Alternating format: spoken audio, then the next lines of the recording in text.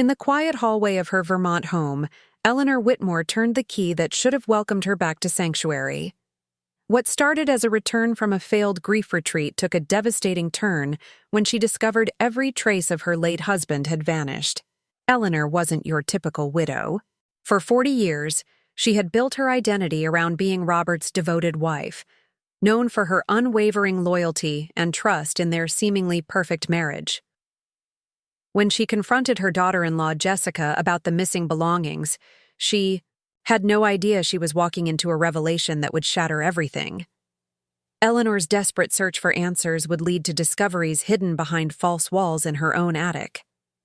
What began as outrage over cleaned-out closets would become a journey into decades of deception. Her family would never be the same after Eleanor uncovered the truth. The hidden boxes contained evidence of Robert's secret double life: love letters to another woman, photographs of children who called him Uncle Bob, and financial records showing 35 years of supporting an entire second family with Eleanor's money.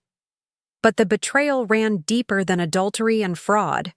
Her beloved husband had been living a lie since age 17, carrying the weight of a fatal hit and run that shaped every decision thereafter. Before we jump back in, tell us where you're tuning in from, and if this story touches you, make sure you're subscribed, because tomorrow I've saved something extra special for you. The key turned easier than Eleanor remembered. Standing. On the front porch of the house she'd shared with Robert for 40 years, Eleanor Whitmore felt the October wind cut through her wool coat. The grief retreat in New Hampshire had promised healing, but all it had given her was 30 days of forced meditation and group therapy sessions where strangers shared their losses like trading cards. She'd left early, unable to bear another day of being told that letting go was the path forward. The door swung open to reveal the hallway that had welcomed her home countless times before. Robert's reading glasses should have been on the entryway table where he always left them. They weren't.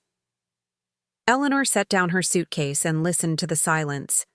During the long drive from New Hampshire, she'd imagined this moment, returning to the sanctuary of their shared memories, where Robert's presence still lingered in every corner. The house felt different. Hollow. She moved through the living room, noting small changes. The throw pillows were arranged differently. The stack of Robert's medical journals had been moved from his reading chair. Her chest tightened, but she told herself Jessica must have been cleaning. Her daughter-in-law meant well, even if her efficiency sometimes felt like intrusion.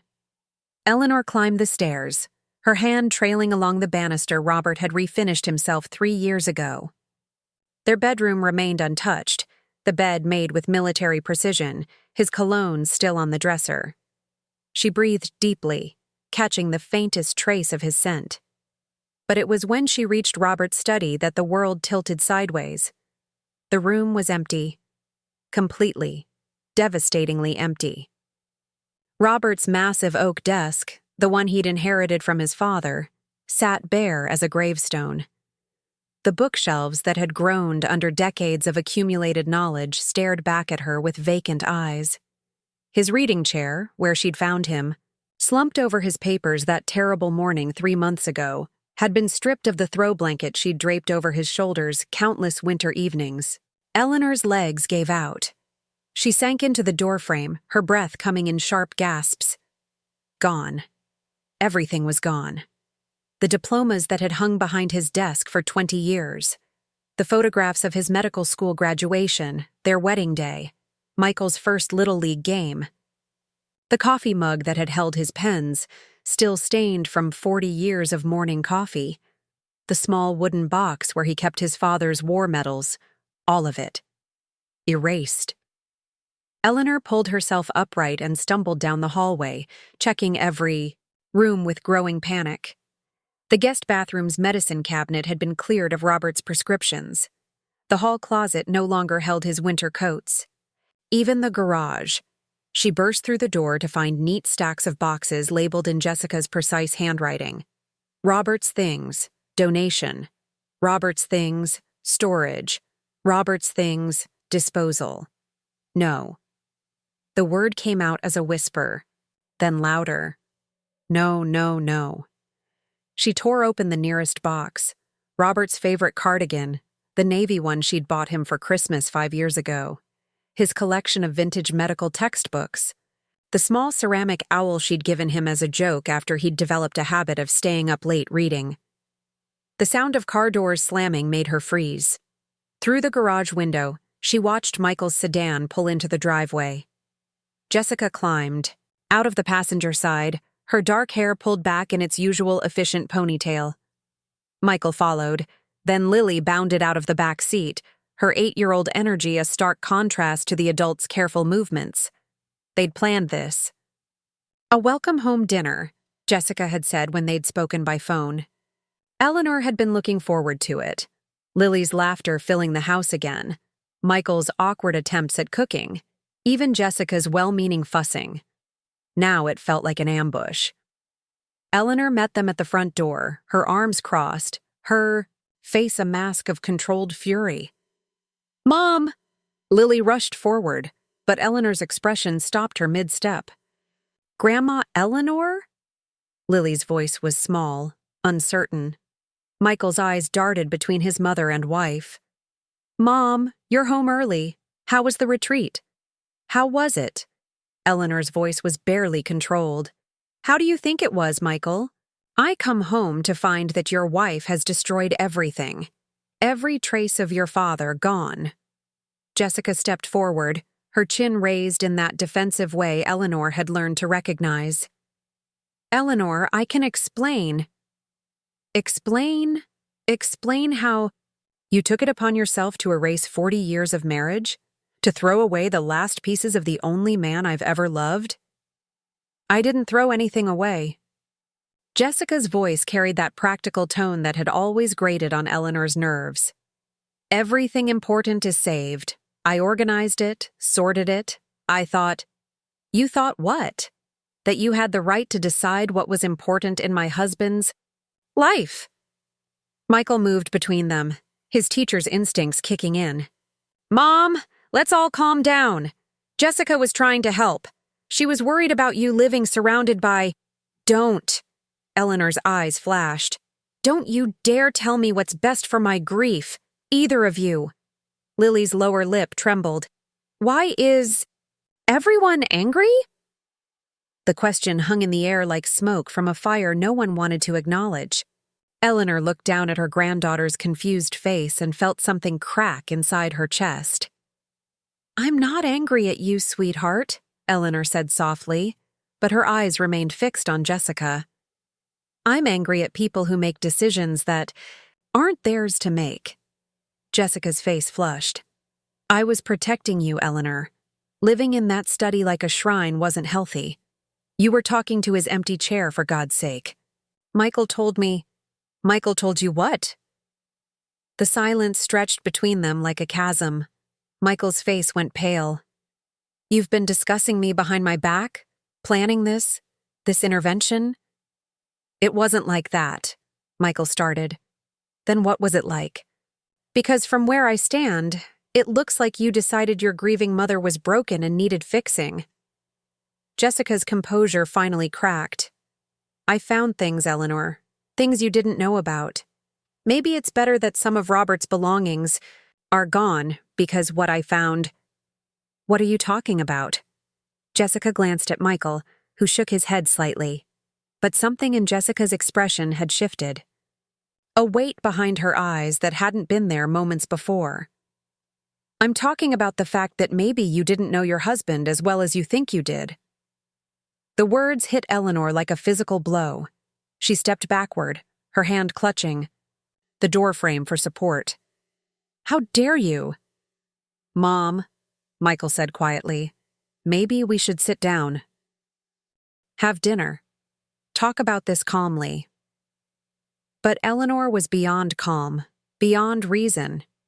She looked at these three people, her son, her daughter-in-law, her granddaughter, and saw strangers. People who had invaded her home, dismantled her memories, and now stood there expecting her to be grateful for their concern. "Get out." "Eleanor," Jessica started. "Get out of my house. All of you. Grandma! Lily's voice was barely a whisper. Eleanor's heart broke at the fear in her granddaughter's eyes, but the rage was too big, too consuming. She needed them. Gone. She needed space to breathe, to think, to understand what had happened to her life. Now. Michael gathered Lily in his arms, whispering reassurances Eleanor couldn't hear. Jessica lingered in the doorway, her expression unreadable. "There are things you need to know," Jessica said quietly. "Things I found in the attic. When you're ready to listen, really listen, call me." Then they were gone, leaving Eleanor alone, with the echo of her own breathing and the terrible certainty that Jessica's words contained a truth she wasn't prepared to face. Eleanor stood in her empty hallway, listening to the silence that had become her constant companion since Robert's death. The echo of Michael's car pulling away still rang in her ears, along with Jessica's parting words about things she needed to know. She walked to the living room window and watched their taillights disappear around the corner. Lily's face had been pressed against the back window, small and confused. The image twisted something sharp in Eleanor's chest. What had she done? The house settled around her with its familiar creaks and sighs. But now even these sounds felt different, hollow where they should have been comforting. She moved through the rooms like a ghost, cataloging the spaces where Robert's presence had been systematically erased. His favorite coffee mug from the kitchen counter. The stack of crossword puzzle books from beside his reading chair. Even the small magnifying glass he'd used for examining old photographs, gone. Jessica's words echoed. Things you didn't know about. Maybe you didn't know your husband as well as you think you did. Eleanor sank into Robert's reading chair, the one piece of furniture Jessica had left untouched. The leather still held the impression of his body after all these months. She closed her eyes and tried to summon his voice, his laugh, the way he used to read aloud from the newspaper, commenting on the world's daily absurdities. What did she mean, Robert? Eleanor whispered to the empty room. What didn't I know? The silence stretched back at her. She'd been talking to Robert's empty chair for weeks before the retreat. Michael had noticed, apparently, discussed it with Jessica, decided his mother was losing her grip on reality. The betrayal cut deeper than Jessica's housecleaning ever could. But what if Jessica was right? What if living surrounded by Robert's things wasn't healing but hiding? Eleanor pulled out her phone and stared at Michael's number. Her pride warred with her need to understand. Finally, she dialed. "Mom?" Michael's voice was cautious. "Come back," Eleanor said simply. "Are you sure? Because Jessica is pretty upset. And Lily is asking questions I don't know how to answer. Come back. We need to talk. All of us." The pause stretched so long, Eleanor wondered if he'd hung up. "Okay. We'll be there in 20 minutes. Eleanor used the time to set the dining room table with Robert's good china, the set they'd received as a wedding gift and used only for special occasions. If they were going to have this conversation, she'd do it properly. When they returned, Lily hung back behind her parents, uncertain. Eleanor knelt down to her granddaughter's eye level. "I'm sorry I scared you, sweetheart. Sometimes adults get angry when they're sad, and that's not fair to little girls who just want to see their grandmother." Lily's arms went around Eleanor's, neck in a fierce hug. "I missed you, Grandma. The house was too quiet without you. I missed you too." Michael cleared his throat. "Should we order pizza?" "I don't think anyone's up for cooking."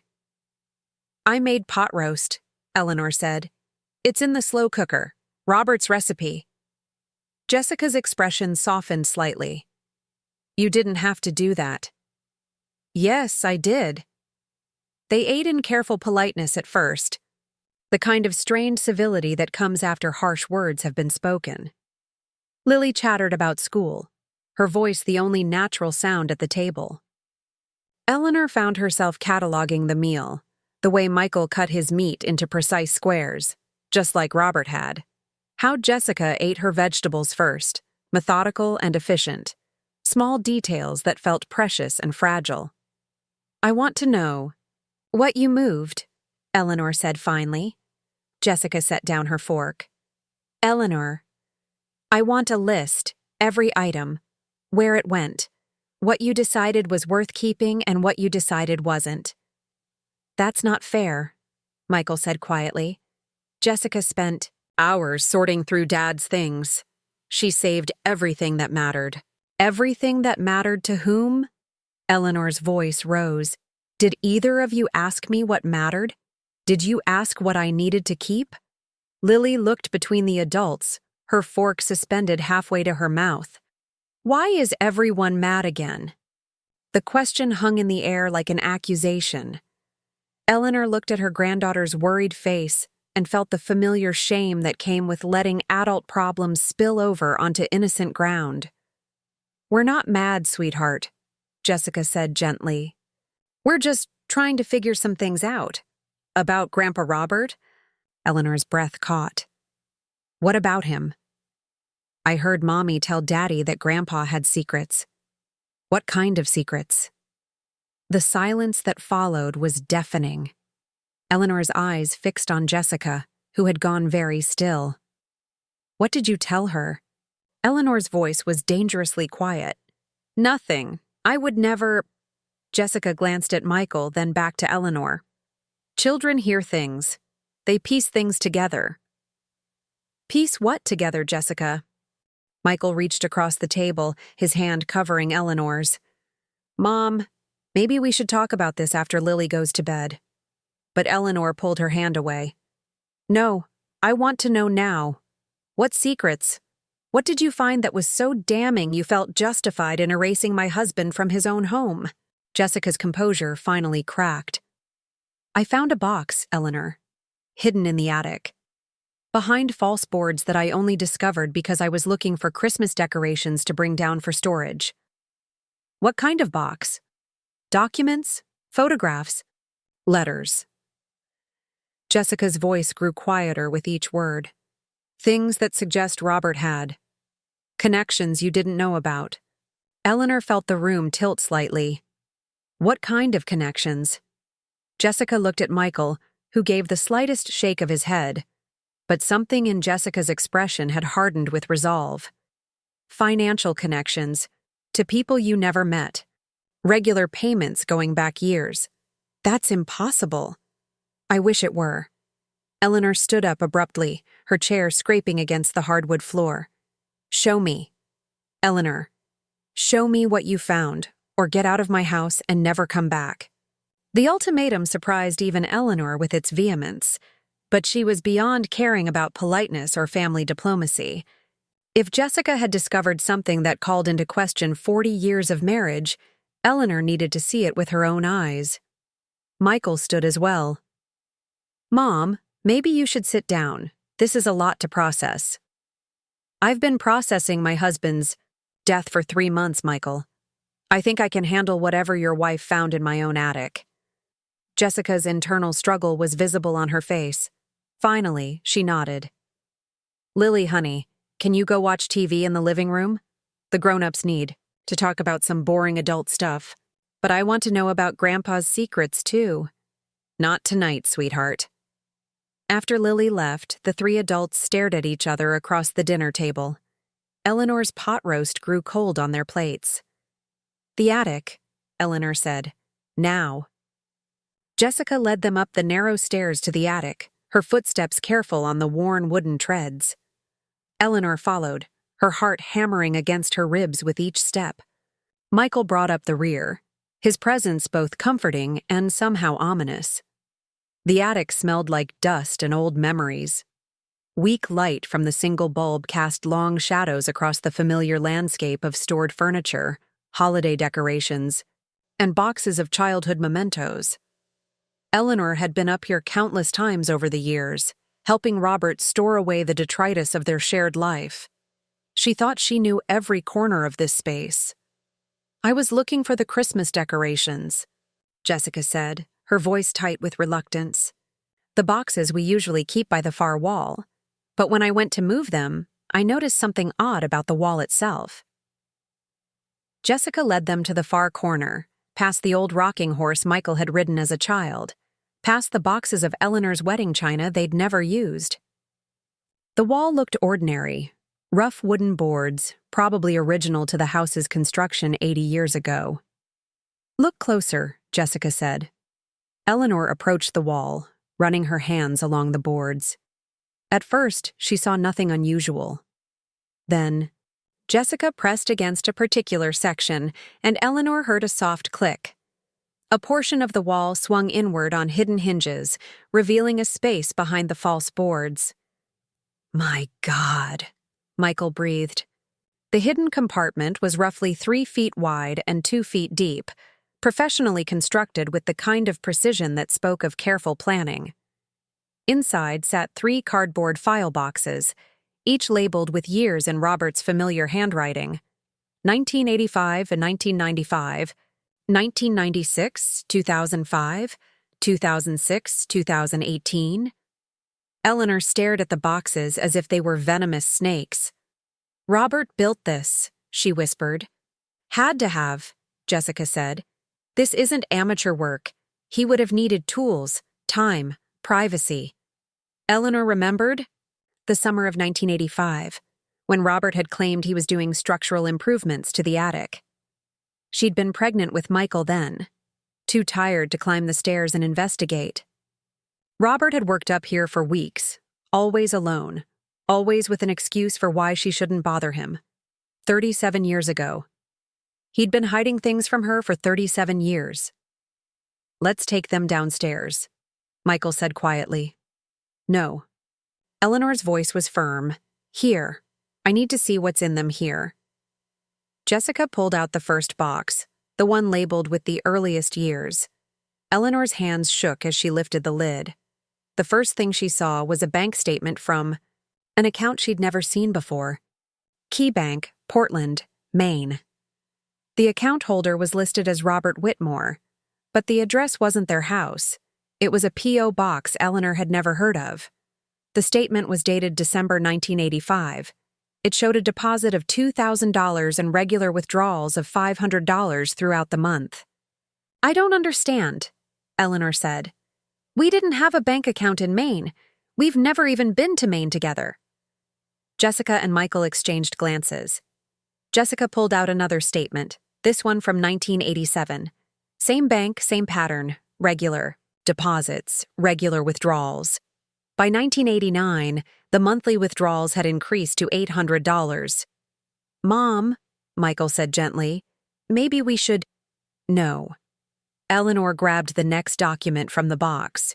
It was a letter, written in Robert's precise handwriting, on his personal stationery, the stationery she'd given him for their 10th wedding anniversary.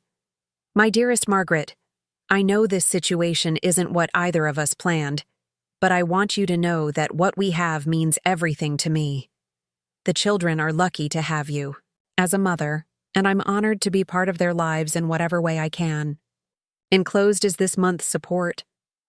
I wish I could do more, but you understand the constraints we're both operating under. Please give David and Sarah my love and tell them Uncle Bob is proud of how well they're doing in school. Until I can see you again, all my love."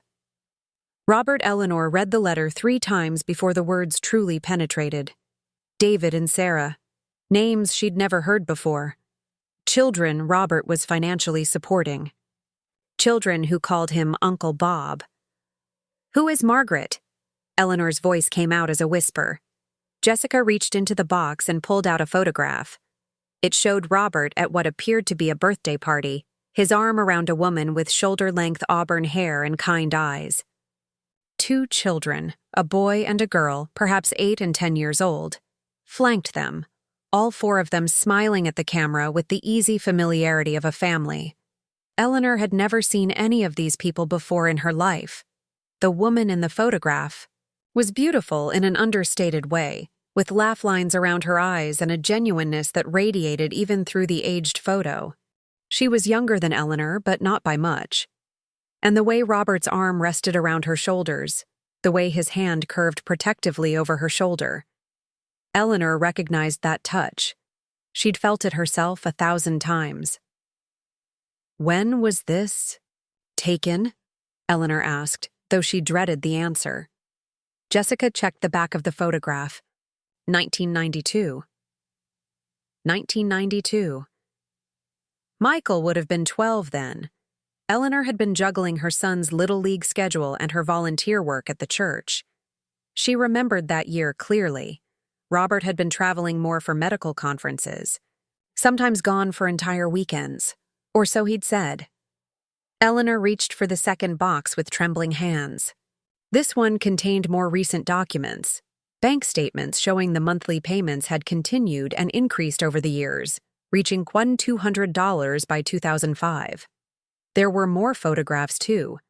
The same woman, older now, and the children growing, up in yearly increments like a family album Eleanor had never been allowed to see.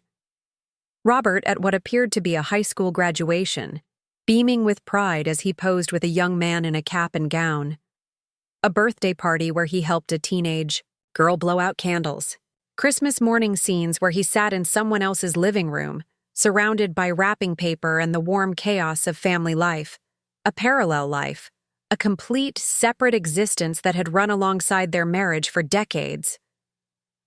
"There's more," Jessica said quietly, reaching for the third box. This one contained the most recent materials. Bank statements from just 6 months ago. Photographs from what appeared to be a wedding. The same young man from the graduation photos, now standing with a bride while Robert looked on with paternal pride. And then Eleanor found the letter that shattered what remained of her composure.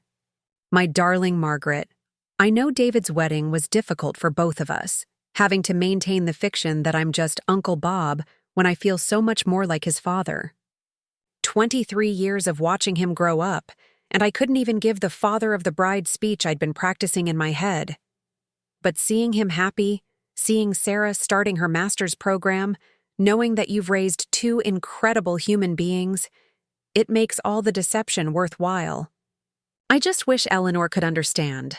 I wish I could tell her about you, about the children, about the life we've built together. But after all these years, how do I explain that the man she married has been living a double life since before Michael was born? I love you. I love our strange, complicated family. And someday, when I find the courage, I'm going to find a way to make it right. Forever yours, Robert." The letter was dated just 2 months before Robert's death. Eleanor's vision blurred. The attic seemed to tilt around her, the familiar space becoming foreign and threatening.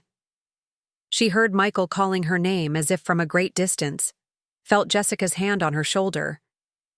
But all she could think about was the word, our. Our strange, complicated family. Robert had been living a double life for over 30 years, supporting another woman and her children. Being a father figure to children Eleanor had never even known existed. Loving someone else with the same devotion she'd thought was reserved only for her. Her entire marriage, everything she'd built her identity on, had been a lie. "Eleanor." Jessica's voice was gentle but urgent. "You need to breathe." Eleanor realized she'd been holding her breath, her chest tight with panic. She forced herself to inhale, then exhale, but the air felt thin and insufficient. "Who is she?" Eleanor asked, her voice barely audible. "Who is Margaret?" Jessica reached into the box one more time and pulled out what appeared to be a Christmas card envelope. The return address was clearly printed. Margaret Torres, 47 Maple Street, Burlington, Vermont.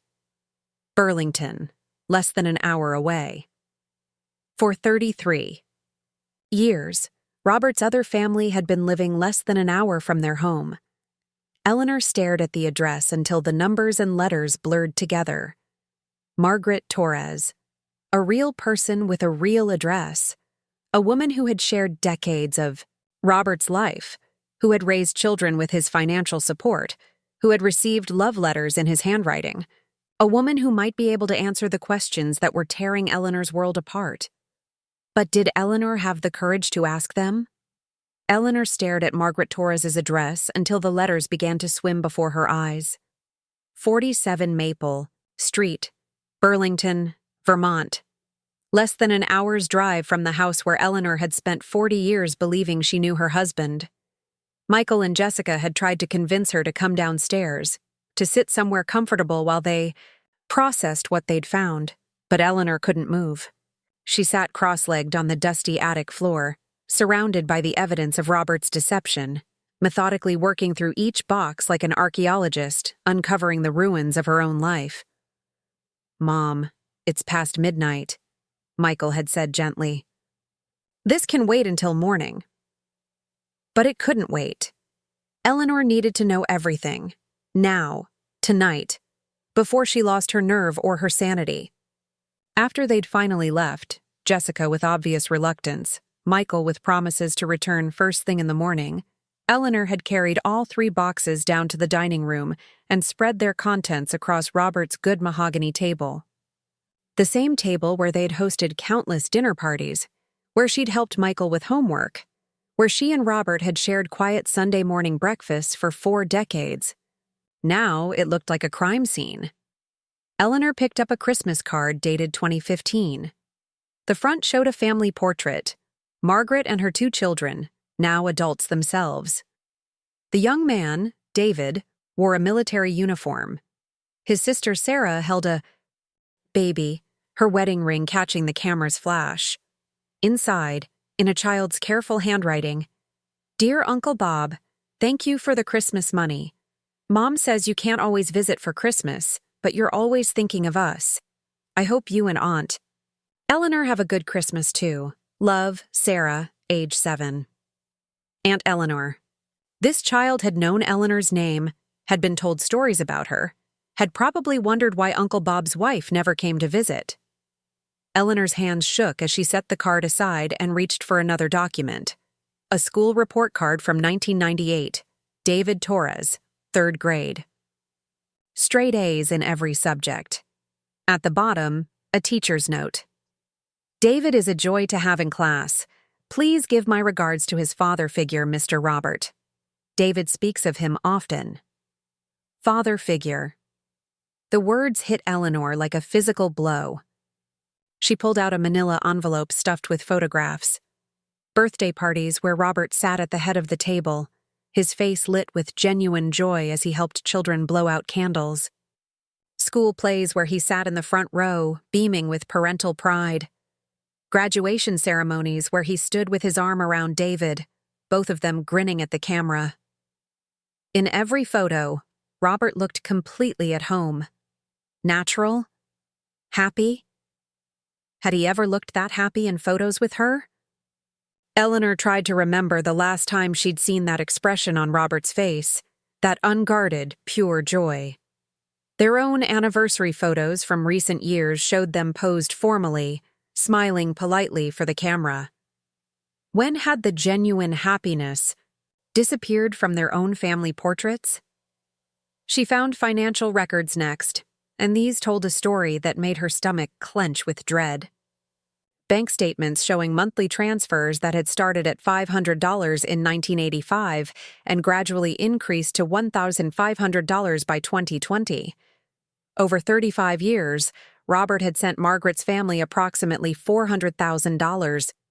$400,000 Eleanor had never known was missing.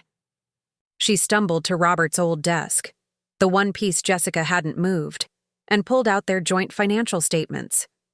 The numbers she'd trusted Robert to manage, the accounts she'd assumed were healthy and growing. Their savings account, which should have contained nearly $200,000 based on Robert's salary and their modest lifestyle, held less than $30,000. Their retirement account had been steadily depleted over the past 5 years. Worst of all, there were loan documents she'd never seen before, a second mortgage on their house taken out just 18 months ago.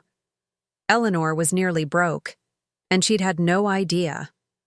Robert hadn't just been living a double life emotionally. He'd been systematically draining their financial future to support his other family. She sat back in his desk chair, the chair where she'd found him that terrible morning 3 months ago, and tried to make sense of the man she'd thought she'd married. The Robert she'd known had been careful with money, almost obsessively so. He'd lectured her about unnecessary purchases, insisted they budget for everything, claimed they needed to be conservative with their spending for retirement. Meanwhile, he'd been sending over $1,000 a month to another woman. Eleanor pulled out more photos, these ones more recent. Margaret looked older now, her auburn hair streaked with silver, but she still had those kind eyes and that genuine smile. The children were adults, David in his military dress uniform at what appeared to be a promotion ceremony, Sarah in a cap and gown at her college graduation. And there was Robert at both events, looking every inch the proud father. In one photo, Margaret had her head resting on Robert's shoulder as they watched David receive some kind of military honor. The intimacy of the gesture was unmistakable. These weren't friends or distant relatives. They were a couple, a family. Eleanor found herself studying Margaret's face, searching for clues about what kind of woman could inspire decades of devotion. She was pretty but not stunning, kind-looking but not obviously remarkable. What had Robert seen in her that he hadn't? Found in his wife? A noise from outside made Eleanor look up. Dawn was breaking, pale light filtering through the dining room windows. She'd been sitting here all night, surrounded by the wreckage of her marriage, and hadn't even noticed the passage of time. Her phone buzzed with a text message. Scheduled check-in today at 10 a.m. Looking forward to hearing about your retreat. Sarah Mitchell, the grief counselor the hospital had recommended after Robert's death. Eleanor had forgotten about their appointment, forgotten about everything except the need to understand who her husband had really been. Eleanor looked around the dining room, taking in the chaos of scattered documents and photographs. How could she possibly explain this to Sarah? How did you tell someone that the man you'd been grieving for 3 months had been a stranger? She tried to imagine the conversation. Actually, Sarah, it turns out my husband had another family for 35 years. He's been lying to me since before our son was born. Oh, and he spent our retirement money on them, so I'm probably going to lose the house. The doorbell rang at exactly 10 o'clock. Eleanor hadn't showered, hadn't changed clothes, hadn't even attempted to clean up the evidence sprawled across her dining room table. She opened the door to find Sarah Mitchell standing on the porch, her professional smile fading as she took in Eleanor's appearance. Eleanor? Are you all right? Eleanor looked down at herself, wrinkled clothes from yesterday, hair disheveled, eyes red from crying and exhaustion. She probably looked like she was having a breakdown. Maybe she was. Come in, Eleanor said. We need to talk. Sarah followed her into the dining room, her trained eye taking in the scattered documents, the tear-stained photographs, the evidence of a night spent in emotional hell. What's all this? Sarah asked gently. This, Eleanor said, gesturing, at the chaos, is my husband's other life. The one I knew nothing about for 40 years of marriage.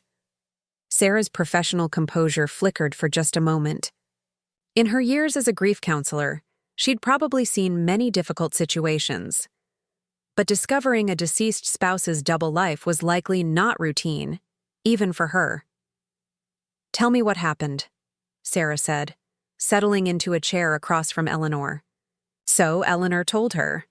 About Jessica's discovery, about the hidden compartment, about Margaret Torres and her children, about the letters signed, All My Love, and the photos showing genuine paternal pride, about the missing money, and the secret, loans, and the realization that everything she'd built her identity on had been a carefully constructed lie. Sarah listened without interruption, her expression growing more concerned with each revelation. How are you feeling right now? Sarah asked when Eleanor finished. Eleanor laughed, but there was no humor in it. How am I feeling? I don't even know who I am anymore, Sarah. For 3 months, I've been grieving for a man who apparently never existed. The Robert I was married to was just a character he played when he was home. Grief is complex under the best circumstances, Sarah said. Carefully. When you discover that the person you're mourning kept significant secrets, it can feel like you're grieving multiple people. The person you thought you knew, the person they actually were, and the relationship you thought you had. I don't know if I can grieve him at all now, Eleanor admitted. Part of me wants to hate him, part of me still loves him, and part of me feels like a complete fool for never suspecting anything. Sarah leaned forward. Eleanor, none of this is your fault. People who live double lives become very skilled at compartmentalization and deception.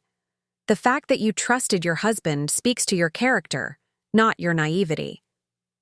But how could I not know? 35 years, Sarah.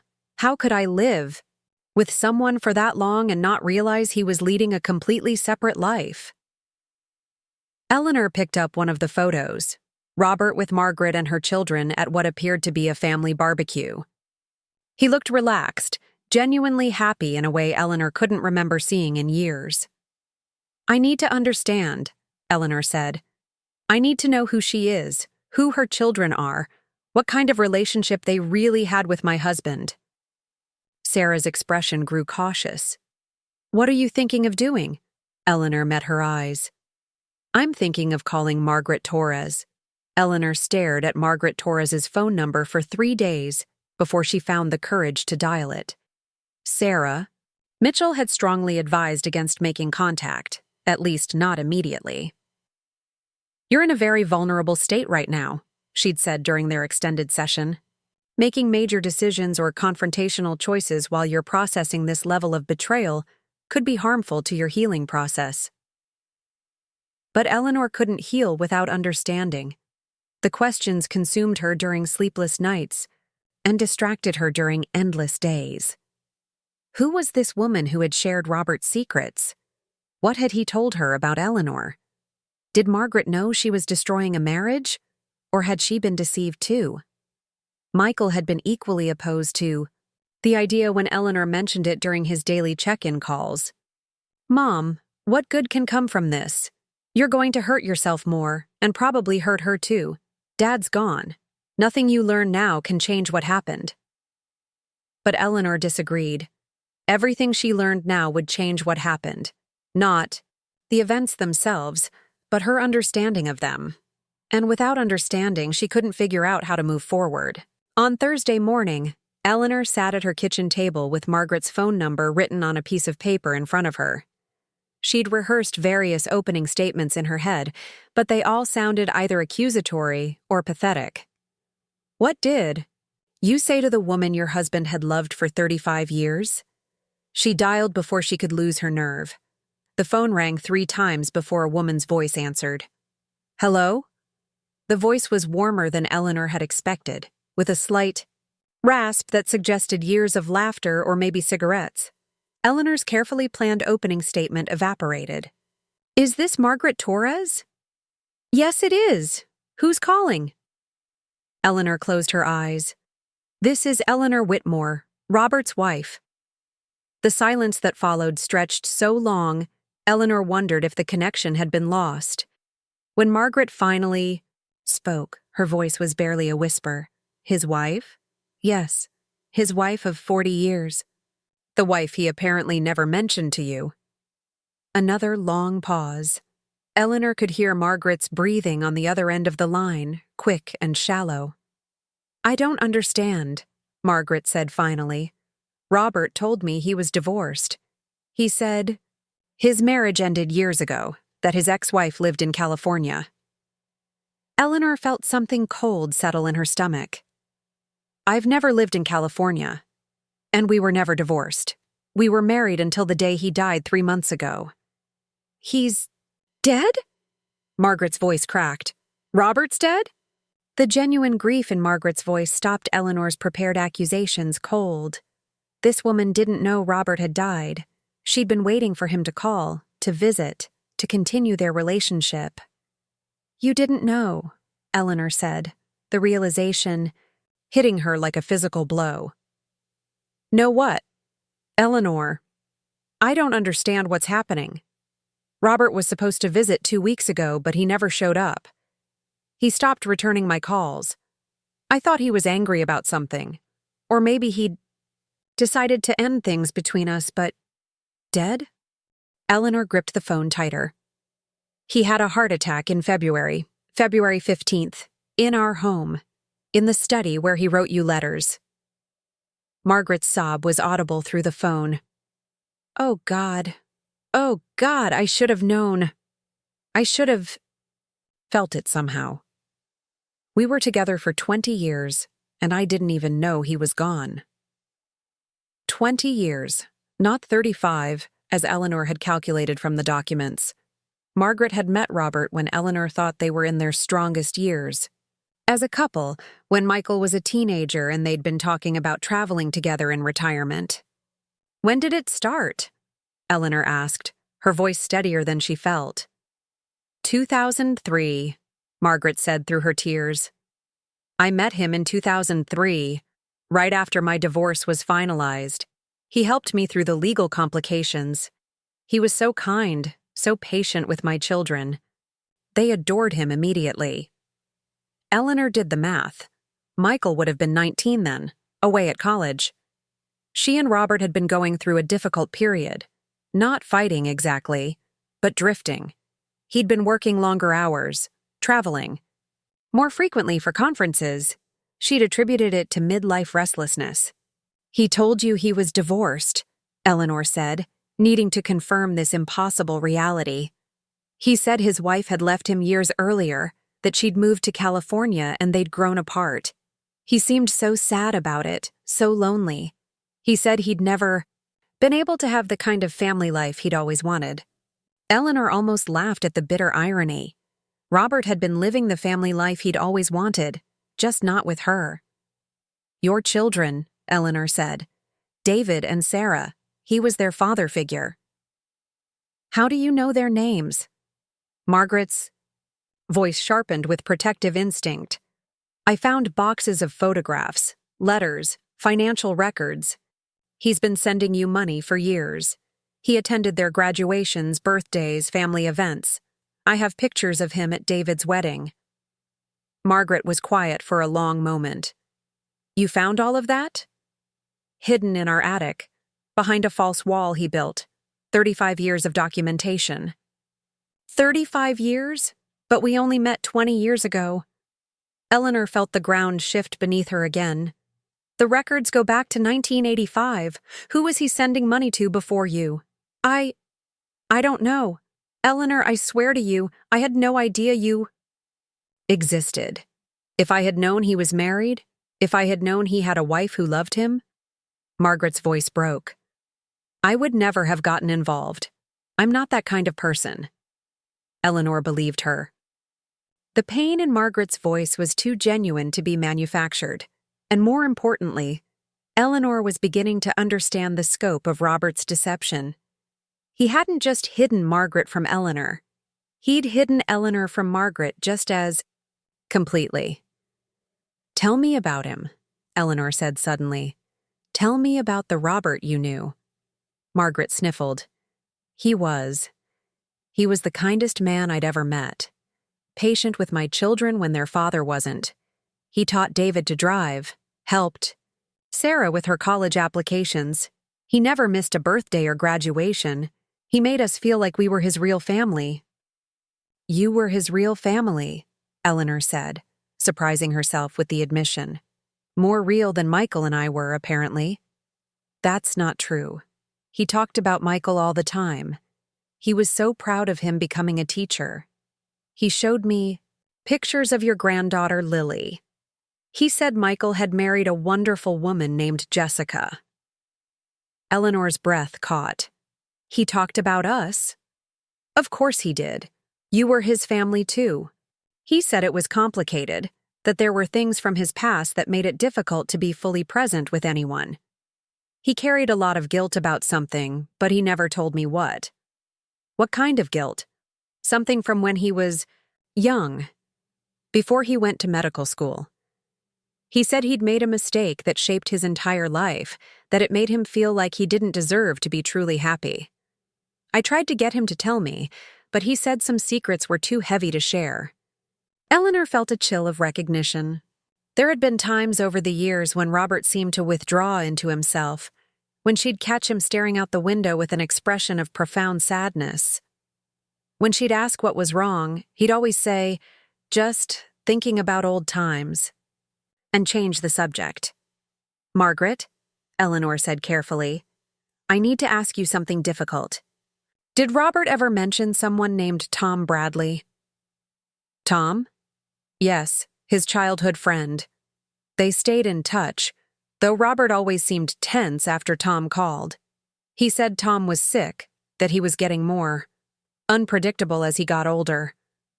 Eleanor's pulse quickened. Tom Bradley was still alive, and apparently still in contact with Robert.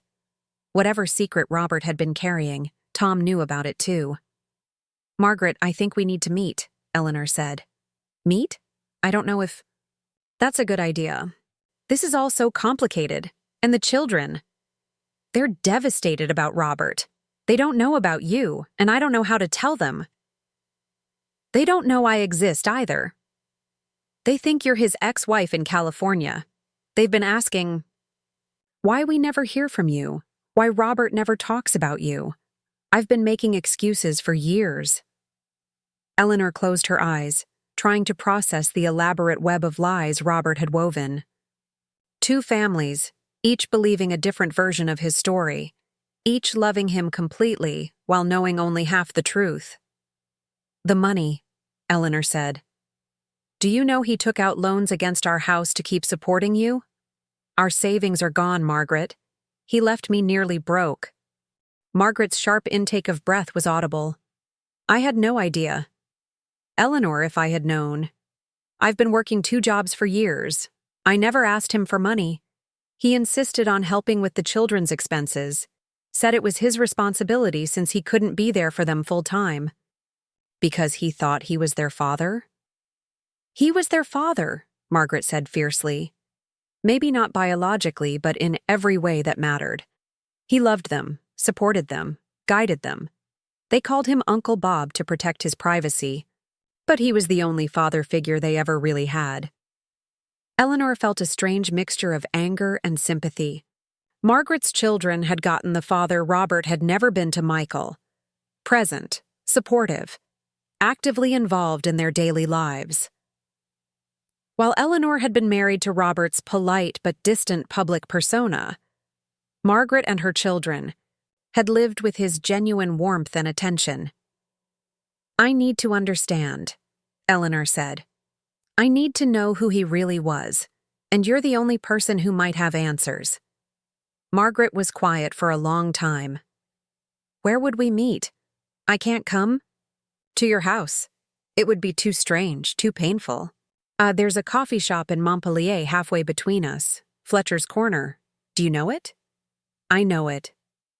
"Tomorrow morning at 10? Margaret hesitated.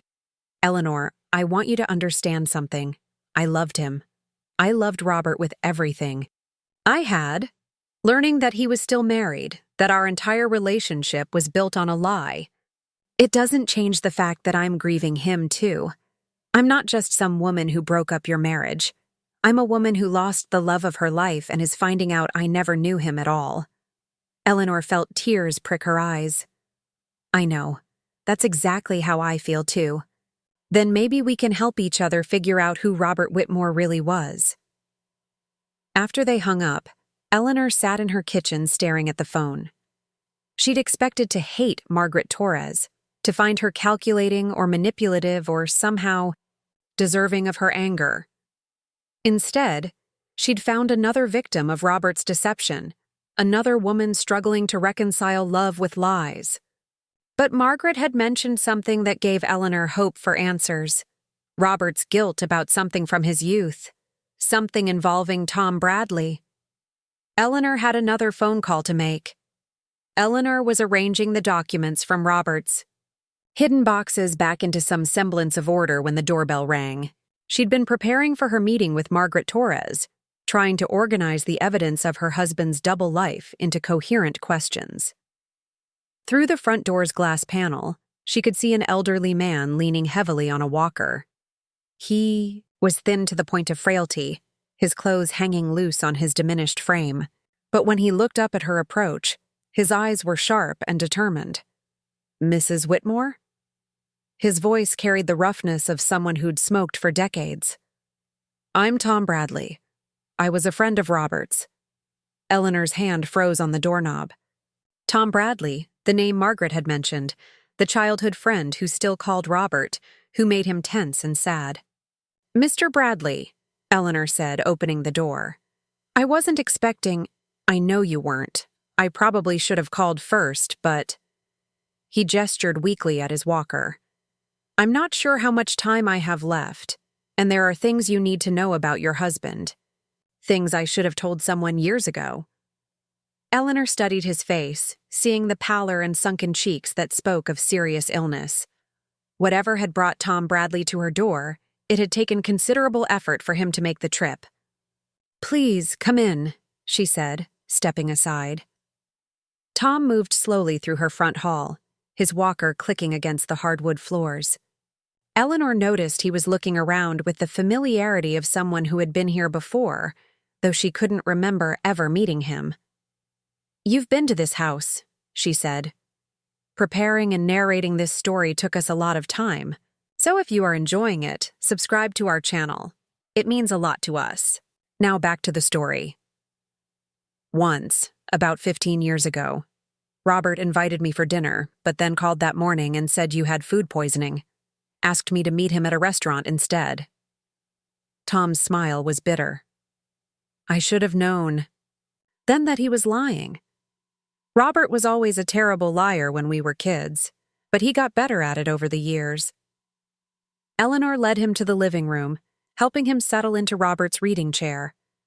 The irony wasn't lost on her. Another person from Robert's secret life sitting in the space she'd thought was solely theirs. You said there are things I need to know, Eleanor said, taking the chair across from him. Tom nodded, his hands shaking, slightly as he adjusted his grip on the walker. I'm dying, Mrs. Whitmore. Pancreatic cancer. The doctors say I have maybe 2 months, 3 if I'm lucky. I'm sorry. Don't be. I've had longer than I deserved. He met her eyes directly. I came here because I can't die with this secret. And because Robert's gone, I think you have a right to understand why he lived the way he did. Eleanor felt her pulse quicken. What secret? Tom was quiet for a long moment, staring out the window at the garden where Robert had spent so many weekend mornings. When he spoke, his voice was barely above a whisper. We killed someone. Robert and I. We were 17 years old, and we killed a woman, and we never told anyone. The words hit Eleanor like a physical blow. What? It was July 1963. Robert had just gotten his driver's license, and his father had bought him that fancy Mustang convertible. You remember he used to talk about that car? Eleanor nodded mutely. Robert had indeed mentioned his first car often, always with a wistful smile. We'd been drinking at a party outside town. Not heavily, but enough that we shouldn't have been driving. Robert was behind the wheel. He always had to be in control, even then. We were driving too fast on Route 9, showing off, playing music. Too loud. Tom's hands were shaking more visibly now. Eleanor poured him a glass of water from the pitcher on the side table, and he accepted it gratefully. There was a woman walking along the shoulder, he continued. She must have been walking home from work. She was wearing a waitress uniform, carrying a purse. It was getting dark and she didn't have reflective clothing or anything. Robert said, later he didn't see her until it was too late. Eleanor's mouth felt dry. You hit her. Killed her instantly. The impact threw her into the ditch. Robert stopped the car, and we both got out to check on her, but— Tom closed his eyes. There was so much blood.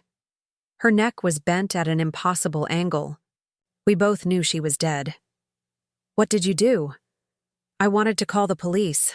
I was scared and sick and crying, but I knew we had to call someone. But Robert— Tom shook his head. Robert was already thinking 3 steps ahead. He said, if we reported it, we'd both go to prison. Said our lives would be over before they'd really started. Eleanor could picture it.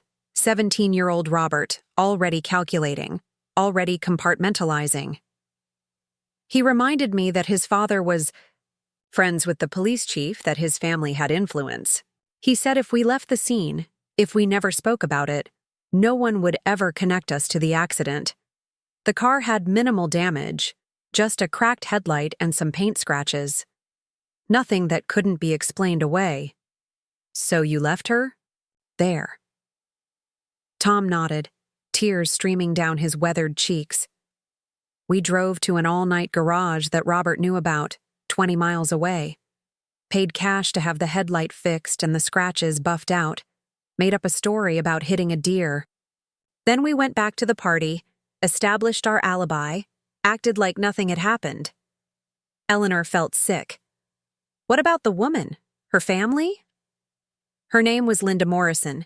She was 23, worked at a diner in town. Single, lived alone. The police found her body the next morning, but there were no witnesses, no leads. They ruled it a hit and run and eventually stopped investigating.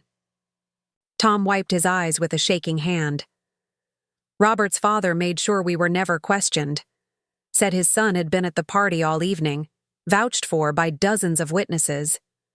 The investigation went nowhere. Eleanor stared at Tom, trying to process this revelation. Her husband, the man she'd thought she knew, the respected doctor, the pillar of their community, had been a killer who'd escaped justice through family connections and calculated deception. "Why are you telling me this now?" she asked. Because Robert lived his entire life trying to make up for that night. The medical school, the charitable work, the perfect reputation, it was all penance. And the compartmentalization, the secrets, the way he could live multiple lives without them touching each other.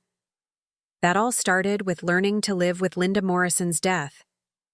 Eleanor thought about the hidden boxes, about Margaret Torres and her children, about the elaborate web of lies Robert had maintained for decades. "He never told you about this directly?" she asked. Never in so many words. But I could see the guilt eating at him. Every success in his career, every moment of happiness, he felt like he didn't deserve it. That's why he could never fully commit to anything or anyone. He was always holding part of himself back. Eleanor felt pieces of the puzzle clicking into place. Robert's emotional distance, his need for control, his ability to maintain separate lives. It all stemmed from learning at 17 that he could lie, manipulate, and escape consequences if he was clever enough. The woman, Margaret Torres. "Did you know about her?" Tom nodded. "He told me about her years ago. Said he'd found someone who made him feel like he could be a better person, but that he couldn't leave you because divorce would raise questions about his character. He was always terrified that people would start digging into his past." Eleanor closed her eyes. Even Robert's love affair had been shaped by his childhood crime. "I'm going to the police," Tom said suddenly. "After I leave here, I'm going to confess everything. Linda Morrison's family deserves to know what happened to her. I should have done it years ago." Eleanor looked at this dying man, finally finding the courage to face a truth he'd carried for 60 years. "Will they arrest you?" "Probably. But I'm dying anyway, and maybe this will give her family some peace. Maybe it will give me some peace, too." After Tom left, Eleanor sat alone in the living room where her husband used to read his medical journals and work his crossword puzzles.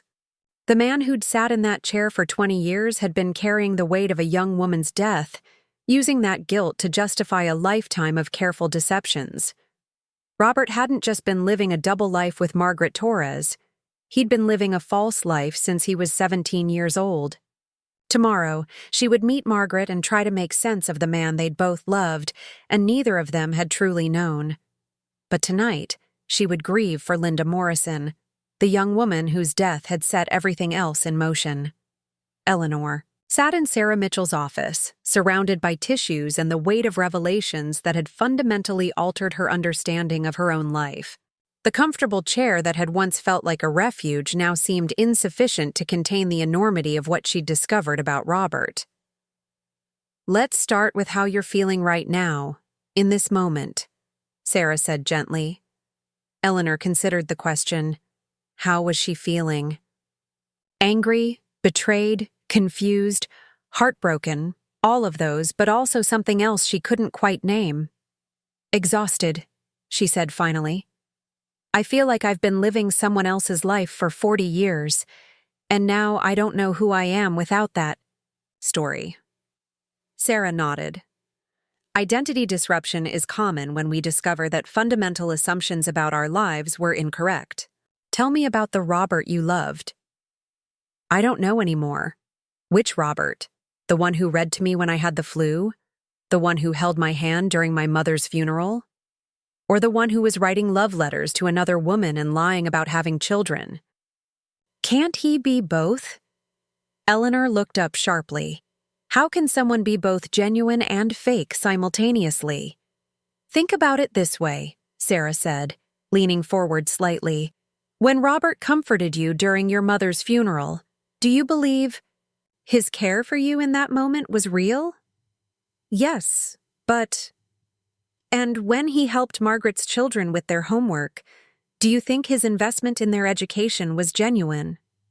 Eleanor felt resistance rising in her chest. "That's different. He was lying to both of us about the other's existence." "He was. But, Eleanor, people are complex. Robert was capable of genuine love and care while also being capable of deception and betrayal. Those aren't mutually exclusive traits, much as we might wish they were." Eleanor pulled another tissue from the box. "You're asking me to accept that the man I grieved for 3 months was real, even though everything I thought I knew about him was a lie. I'm asking you to consider that your grief was real and valid, even if your understanding of Robert was incomplete. The love you felt, the loss you experienced, those emotions were based on genuine interactions and genuine care, even if they existed within a larger framework of deception." Eleanor sat back in her chair, trying to wrap her mind around this concept. How do I mourn someone who was both the love of my life and a stranger? Very carefully, and with a lot of support. They sat in silence for a moment. Eleanor could hear the clock on Sarah's desk ticking, marking time in a world that had become fundamentally different from the one she'd inhabited a week ago. "There's something else," Eleanor said. "I'm angry at Jessica." "Tell me about that." "If she hadn't gone through Robert's things, if she'd left everything alone like I asked, I would never have found out about any of this. I could have gone on believing Robert was the man I thought he was. I could have grieved him properly and moved on with my life." Sarah's expression remained neutral. "How do you think your life would have unfolded if you hadn't discovered the truth?" Eleanor considered this. "I would have been happier. Sadder about losing him, but happier overall." "Would you?" "Let's think about the practical implications. You mentioned that Robert had depleted your savings and taken loans against your house to support Margaret's family. If you hadn't discovered this, what would have happened when those loan payments came due?" The reality hit Eleanor like cold water. "I would have lost the house. And the financial support Robert was providing to Margaret and her children, that would have simply stopped without explanation, leaving them wondering what had happened to someone they considered family." Eleanor felt her anger at Jessica beginning to shift into something more complex. "You think Jessica saved me. I think Jessica's actions, while painful, may have prevented you from facing financial ruin while still deep in grief. Sometimes, the people who hurt us are also the people who help us, even when they don't intend to." Eleanor thought about Jessica's guilt-ridden expression, the way she'd tried to explain her motivations. "She thought she was protecting me from having to deal with Robert's things. And in doing so, she uncovered information that you needed to have, even though it was devastating. That's often how life works. The things we most need to know are the things we least want to learn. Eleanor wiped her eyes. I've been so angry at her. At Michael, too, for supporting her decision. Anger is a natural response to feeling betrayed or having your autonomy violated. But anger can also be a way of avoiding more complicated feelings. What else are you feeling toward Jessica? Eleanor considered this. Grateful, I suppose. Terrified of what might have happened if she hadn't found those boxes. And guilty that she had to carry this burden alone before telling me. Those are complex feelings. Have you shared any of this with Jessica or Michael? No, we've barely spoken since the dinner where everything came out. I think they're giving me space to process. How's that working for you? Eleanor realized that the isolation, while initially necessary, was becoming counterproductive. I miss them. Lily especially. She doesn't understand why Grandma is suddenly unavailable again. What would it look like to have a conversation with Michael and Jessica about all of this? Eleanor felt anxiety spike in her chest. I don't know how to talk to them about any of this. How do you tell your son that his father killed someone when he was 17? How do you explain to your daughter-in-law that she uncovered evidence of multiple crimes and decades of deception? One conversation at a time, Sarah said simply. You don't have to reveal everything at once. But Eleanor, isolating yourself from your support system while processing trauma is rarely helpful. Eleanor nodded, knowing Sarah was right, but still, feeling overwhelmed by the prospect of those conversations. There's something else, she said. I'm meeting Margaret Torres tomorrow. Sarah's eyebrows rose slightly. How are you feeling about that? Terrified, curious, angry, sad? Eleanor laughed without humor. Apparently, I'm feeling everything at once these days. What do you hope to gain from meeting her? Understanding? I suppose. She knew Robert for 20 years. She saw sides of him that I never did. Maybe together we can figure out who he really was. And what if you discover that the Robert she knew was very different from the Robert you knew? Eleanor had been trying not to think about this possibility. I don't know. I suppose I'll have to accept that he was capable of being different people with different people. That's actually quite mature, Eleanor. Most of us wear different masks in different relationships. Robert's deception makes his compartmentalization extreme, but the basic human tendency to present different aspects of ourselves to different people is universal. Eleanor felt something loosening in her chest, not healing exactly, but a recognition that perhaps the situation, while devastating, wasn't as impossible to understand as she'd initially thought. I should call Michael, she said suddenly. What would you like to say to him? That I'm sorry for shutting them out, that I'm still processing everything, but I don't want to process it alone anymore. Sarah smiled. That sounds like a good start. After her session, Eleanor sat in her car in Sarah's parking lot and called Michael. He answered on the first ring. Mom, are you okay? No, Eleanor said honestly. But I'd like to not be okay with you and Jessica instead of not being okay. By myself. Michael's relief was audible. We've been so worried. Jessica's been beating herself up, thinking she ruined your life. She didn't ruin my life, Michael. She complicated it enormously, but she may have saved me from financial disaster. Can you both come over tonight? I think we need to talk. Of course. Should we bring Lily? Eleanor thought about her granddaughter's innocent questions about Grandpa's secrets.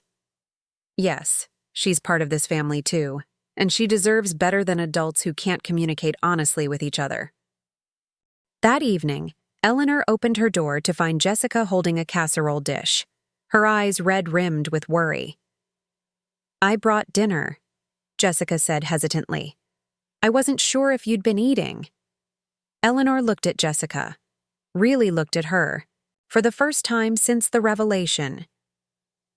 She saw a woman carrying enormous guilt, someone who'd stumbled into a terrible situation and was trying to navigate it with grace despite being completely unprepared.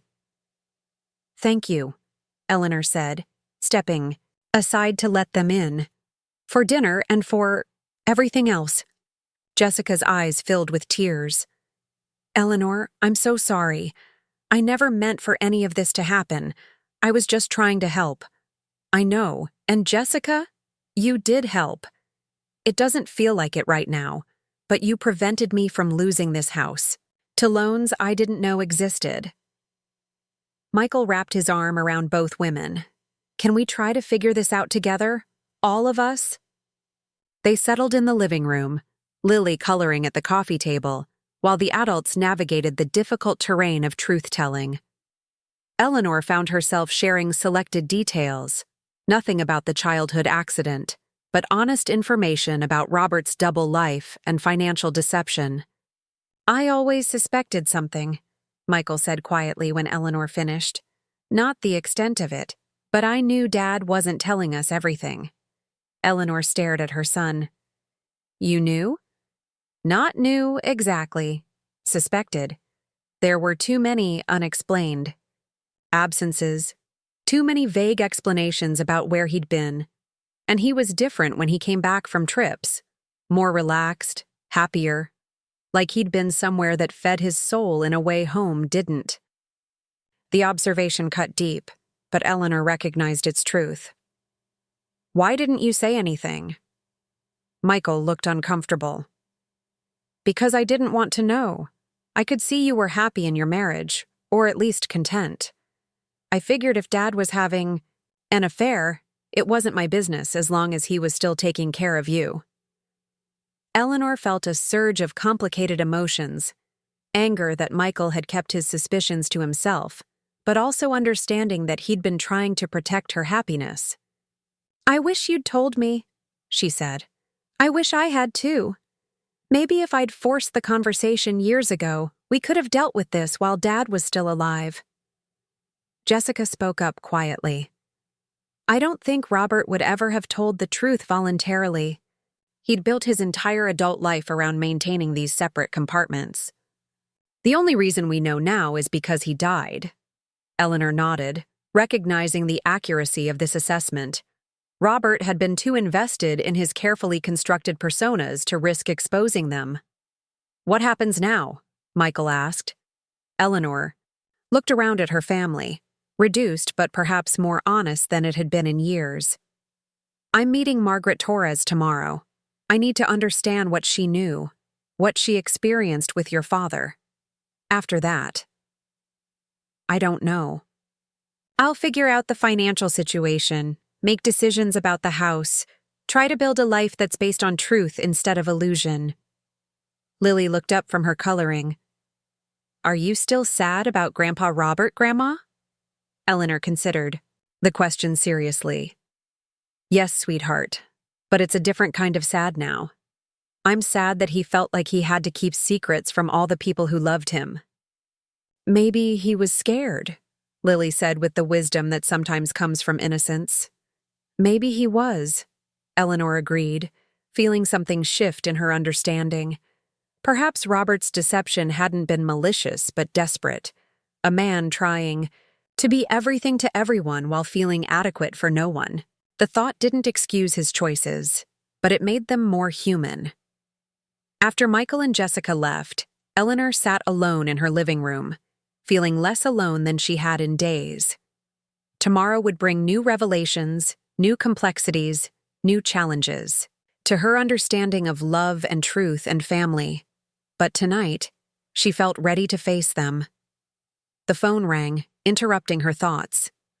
Eleanor glanced at the caller ID and felt her heart skip. It was Margaret Torres. Eleanor? I hope I'm not calling too late. Not at all. Is everything all right? Margaret's voice was strained. I've been thinking about our conversation, about meeting tomorrow. There's something else I need to tell you about Robert, something that might change how you feel about seeing me. Eleanor closed her eyes, steeling herself for yet another revelation. What is it? He was going to leave you, Margaret said quietly. Robert was going to ask for a divorce. He'd been planning it for months before he died. He said he couldn't, live with lying to both of us anymore." Eleanor felt the words hit her like a physical blow, but strangely, they didn't devastate her the way she would have expected. "When?" she asked. "He said he was going to tell you after your retreat. He thought the time away might help you prepare for changes in your life." Eleanor almost laughed at the bitter irony. Robert had planned to shatter her world upon her, return from a grief retreat intended to help her heal from his death. "Margaret," Eleanor said finally, "I'll see you tomorrow. We both deserve to know the truth about the man we loved, whatever that truth turns out to be." After they hung up, Eleanor walked through her house, looking at it with new eyes. This had been her home for 20 years, but it had never been Robert's primary emotional residence. His heart had been divided, his commitment scattered, his love compartmentalized. She could choose to see this as a devastation of everything she'd believed about her marriage. Or she could choose to see it as liberation from an illusion that had been limiting her understanding of herself and her capacity for love. Tomorrow she would meet the woman who had shared Robert's secrets. Together, they would try to assemble a complete picture of a complicated man who had shaped both their lives while fully belonging to neither. But tonight, Eleanor felt something she hadn't experienced in months: curiosity about her future. For the first time since Robert's death, she was interested in discovering who Eleanor Whitmore might become when she wasn't defined primarily as Robert's wife. Part 8. Building Bridges. Eleanor stood outside the modest two-story house at 47 Maple Street, her hands shaking as she checked the address one more time. 3 days had passed since her phone conversation with Margaret Torres. 3 days of internal debate about whether meeting face-to-face was healing or masochism. But curiosity had won over caution, and now she found herself in Burlington, Vermont, staring at the home where Robert had been a beloved figure for 20 years. The house was nothing special. White vinyl siding, a small front porch with 2 rocking chairs, flower boxes that showed signs of recent attention. But as Eleanor approached the front door, she could see evidence of Robert's presence everywhere. A wind chime that looked exactly like one he'd admired at a craft fair years ago. A bird feeder positioned precisely where he would have placed it for optimal viewing from the kitchen window. Margaret opened the door before Eleanor could knock. "I saw you from the window," Margaret said softly. "I wasn't sure you'd actually come." Eleanor studied Margaret's face, seeing her clearly for the first time rather than through the filter of anger or photographs. She was prettier in person than in the pictures, with gentle lines around her eyes that spoke of frequent laughter. She wore jeans and a soft blue sweater, the kind of casual, comfortable clothes Robert had always preferred on women. "I wasn't sure either," Eleanor admitted, "but I need to understand who he was with you, who you were together." Margaret stepped aside to let Eleanor enter. The living room was warm and lived in, with family photos covering nearly every surface. Eleanor's eyes were immediately drawn to a mantelpiece lined with school photos, graduation pictures, and candid shots of family gatherings. And in nearly every photo, there was Robert. "The kids are upstairs," Margaret said, following Eleanor's gaze. "They wanted to meet you, but I wasn't sure if you were ready for that." Eleanor approached the mantelpiece, studying the progression of photos that documented 20 years of family life she'd never known existed. Here was Robert helping a young boy, David, learn to ride a bicycle. There he was at what appeared to be Sarah's high school graduation, his face beaming with paternal pride. In another, he was carving a Thanksgiving turkey while Margaret's children looked on with obvious adoration. "He looks happy," Eleanor said quietly. "He was happy here," Margaret replied. "But Eleanor, he talked about you all the time, about Michael, about your granddaughter. He carried photos of your family too." Eleanor turned to face Margaret. "Did he? Or was that part of the story he told you about his ex-wife in California?" Margaret's cheeks flushed. "That's fair. I deserve that. But Eleanor, even believing you were divorced, he spoke about you with genuine affection. He said you were the smartest woman he'd ever known, that you deserved better than the man he'd been during your marriage. The words were both comforting and heartbreaking. Even while deceiving Margaret about their marriage, Robert had apparently maintained genuine respect for Eleanor. "Can I see the rest of the photos?" Eleanor asked. Margaret led her to a series of photo albums arranged on a bookshelf. As they sat together on the couch, Eleanor found herself immersed in a visual history of Robert's parallel life. Birthday parties where he wore silly hats and helped children blow out candles. Christmas mornings where he sat surrounded by wrapping paper, his face lit with joy. Vacation photos from trips Eleanor had thought were medical conferences. "This one was taken last summer," Margaret said, pointing to a photo of Robert and David, working together on what appeared to be a car engine. David was having trouble with his transmission, and Robert spent an entire weekend helping him fix it. Eleanor studied the photo. Robert looked completely at ease, teaching and laughing, in a way she rarely remembered seeing at home. He never worked on cars with Michael. "Different kids, different interests," Margaret said diplomatically. "Robert always said Michael got his love of books and learning. David got his love of fixing things." Before Eleanor could respond, she heard footsteps on the stairs. Two young adults appeared in the living room doorway, a young man in his mid-20s wearing a military uniform, and a young woman who looked to be in her early 20s, holding a baby. "Mom?" the young woman said hesitantly. "Is this—" "Eleanor," Margaret said. "I'd like you to meet my children, David and Sarah." Eleanor stood, suddenly feeling the surreal nature of the situation. These were Robert's children, not biologically, but in every way that mattered. The children he'd supported financially, emotionally, practically for 2 decades. The children who had called him Uncle Bob while considering him a father. David stepped forward first, his military bearing evident in his posture. "Mrs. Whitmore, Mom told us about Uncle Bob not really being divorced, about you not knowing about us." Eleanor looked into his face, seeing traces of Robert's influence in his confident manner and thoughtful expression. "I imagine this is as strange for you as it is for me." "It is," Sarah said, shifting the baby to her other hip. "But we wanted to meet you. Uncle Bob always said his biggest regret was that his families couldn't know each other. Families. Plural. Even Robert's deepest regret had acknowledged the reality of his divided life. "Will you tell me about him?" Eleanor asked. "About Uncle Bob?"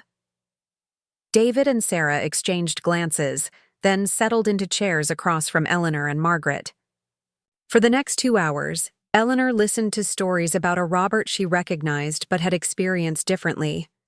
"He taught me to drive," David said. "Spent hours in empty parking lots, patient with every mistake. Never once raised his voice, even when I scraped his car against a concrete post."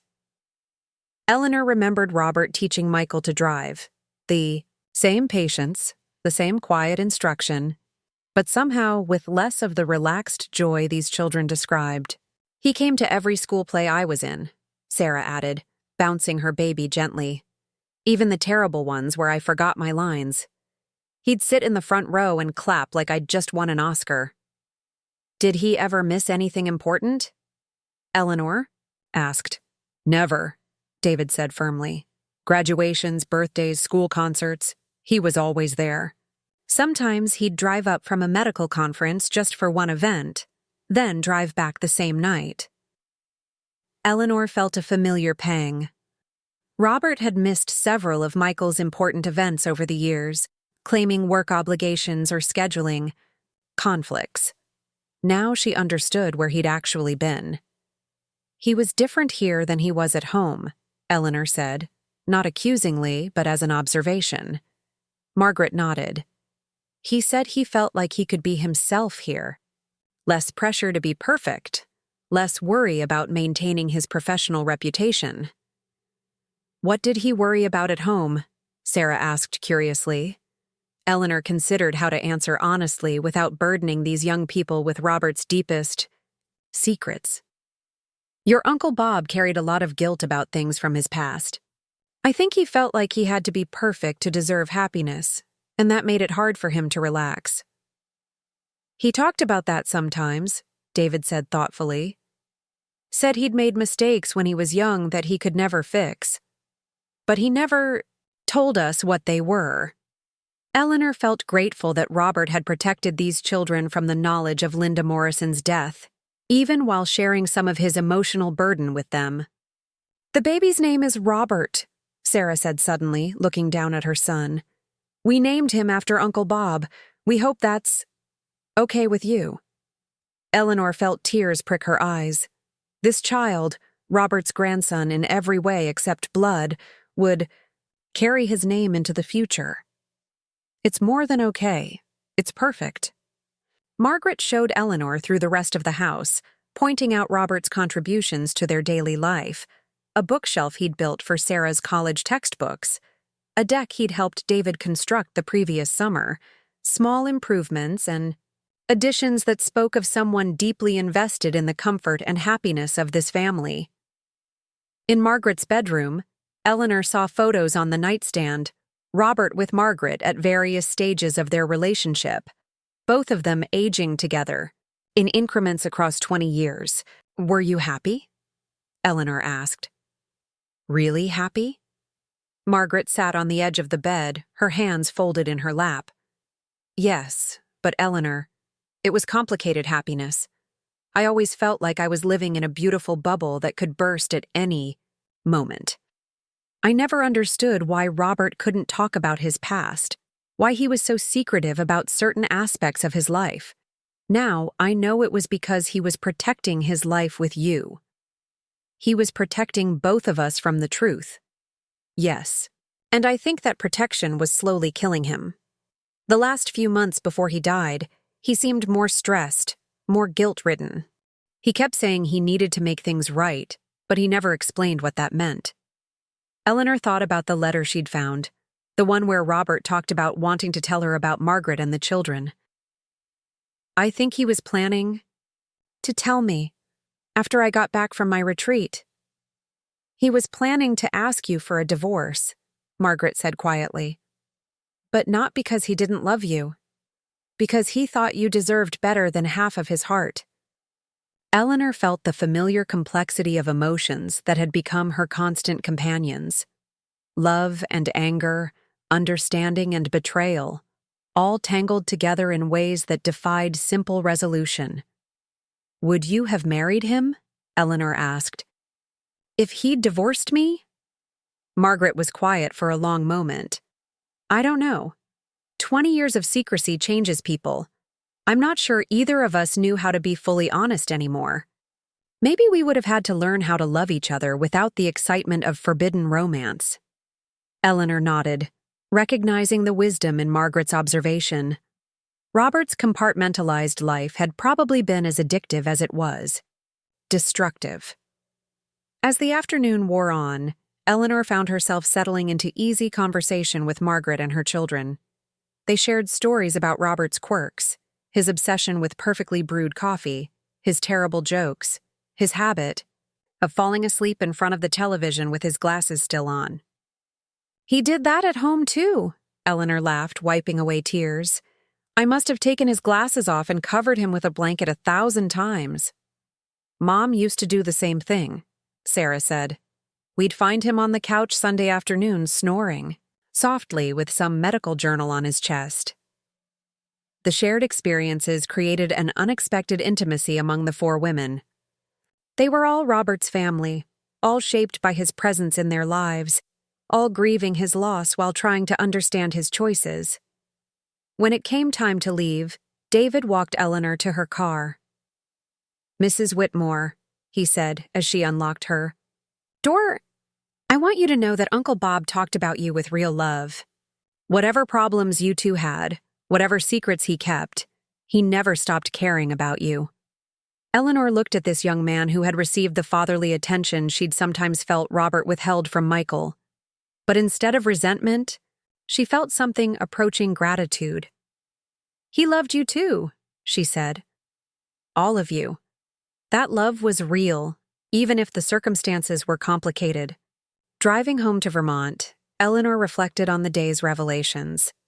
She had expected to find rivals or enemies in Margaret's family. Instead, she'd found people who had loved Robert genuinely and had been shaped positively by his presence in their lives.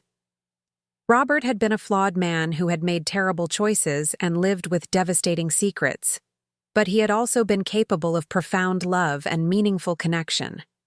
His deception had hurt everyone involved, but his care had also enriched lives and created lasting bonds.